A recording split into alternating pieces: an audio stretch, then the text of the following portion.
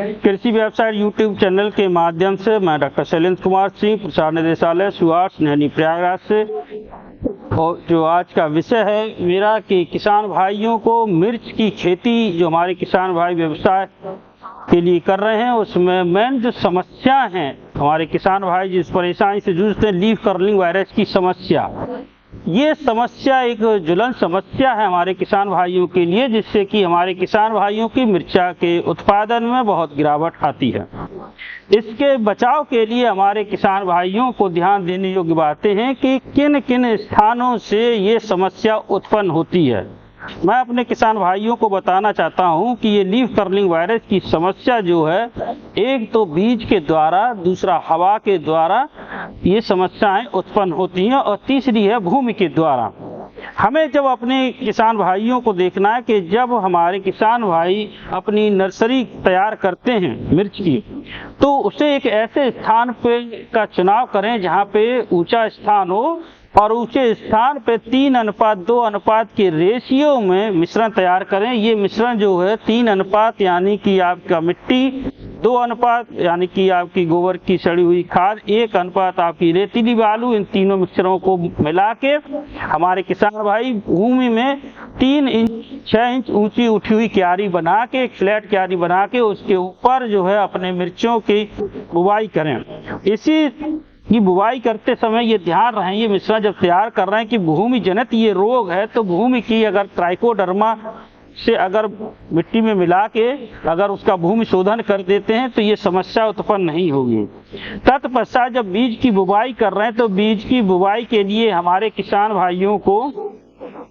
ये ध्यान दें कि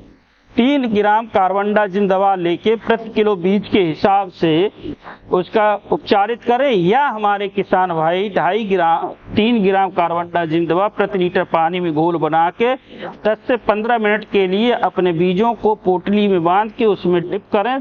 और तत्पश्चात छाया में सुखाने के बाद अपने बीजों की बुवाई करें। बीजों की बुवाई करने के बाद जिस दिन हम लोग बुवाई करते हैं, उसी समय अपनी उस नर्सरी के ऊपर हमारे किसान भाइयों को लो टनल पॉली हाउस बना देना चाहिए। ये बाजार में भी बना हुआ आता है, और जिन किसान भाइयों के पास अगर पैसे का अभाव हो, जो हमारे छोटे किसान हैं, वो किसान भाई बांस की सहायता से एक ढालू नुमा स्ट्रक्चर तैयार करें। उस स्ट्रक्चर के ऊपर जो उनके घर में पुरानी जो धोती होती है, उसको हमारे किसान भाई उससे उड़ा दें और उसको मिट्टी से दबा दें। उसके अंदर जो है हमारे पौधे तैयार होंगे, और उसी समय जब पौधे तैयार हो रहे हैं, उसी समय एक छिड़काव हमारे किसान भाइयों को इमिडाक्लोपरिड दवा का करें। ये 2 छिड़काव हमारे 15-15 दिन के अंतराल पर अगर किसान भाई करते हैं, और करने के बाद फिर हमारे किसान भाई जब अपने खेत में अगर इसकी जब तैयारी करते हैं, खेत की तैयारी करने के बाद और मिर्च का अगर पौधरोपण करते हैं, पौधरोपण करने के बाद और जब हमारी मिर्चा अपने खेत में जब तैयार हो रही होती है, उसी समय एक फूल आने की अवस्था से पहले एक छिड़काव अगर इमिडाक्लोपरिड या मेटासिस्टाक्स या डाइफोल्टान या डाइकोफॉल जो दवाएं हैं, इन दवाओं का अगर प्रयोग करते हैं, तो हमारे किसान भाइयों को लीफ कर्लिंग वायरस की समस्या से निजात मिलेगी, और हमारे किसान भाई अपना मिर्चा में अधिक उत्पादन प्राप्त कर सकते हैं। और साथ ही साथ अगर हमारे किसान भाई जो आईटी के हैं, अगर उन आईटी को भी अपनाते हैं अपनी मिर्च में इस लीफ कर्लिंग वायरस की समस्या से अपने फसल को बचाने के लिए, तो वो भी बहुत अच्छे हैं। जैसे कि हमारे नीम ऑयल है, अगर उसका अगर छिड़काव कर रहे हैं हमारे किसान भाई, उससे भी लीफ कर्लिंग वायरस नहीं लगेगा। ये वायरस जो है, लीफ कर्लिंग वायरस जो है, ये हमारे किसान भाइयों को सफेद मक्खी के द्वारा वो है मिलता है, क्योंकि ये सफेद मक्खी जो है पौधों के जो नर्सरी अवस्था में जो पौधे होते हैं उनसे रस चूसती है, और रस चूसने के बाद अपना वायरस वहाँ छोड़ जाती है, और वो वायरस जो है जब हमारी मिर्चा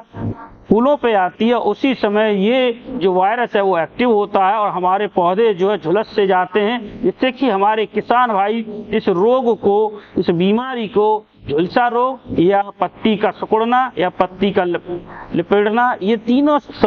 नामों से जानते हैं। तो जो किसान भाई जिस जिस जगहों के हों, मैं इस YouTube चैनल के माध्यम से, कृषि YouTube चैनल के माध्यम से कहना चाहता हूँ कि जिस स्थान के जो भी किसान भाई बंधु हैं, मैंने जो उसमें बताया कि लीफ कर्लिंग भी कहते हैं इसको, पत्ती का सिकुड़ना भी कहते हैं, पत्ती का लपेटना भी कहते हैं। तो ये जो 3-4 नाम बताए, इन नामों से पहचाने कि ये रोग लगा हुआ है। तो इस पे अगर हमारे किसान भाई ये दवाओं का प्रयोग जो मैंने बताई है, इमिडाक्लोपरिड, मेटासिस्टाक्स, डाइफोल्टान, इन दवाओं का प्रयोग कर रहे हैं, तो अपनी मिर्चा की समस्या को बचा सकते हैं और अपना अच्छा उत्पादन प्राप्त कर सकते हैं। यही मैं प्रसार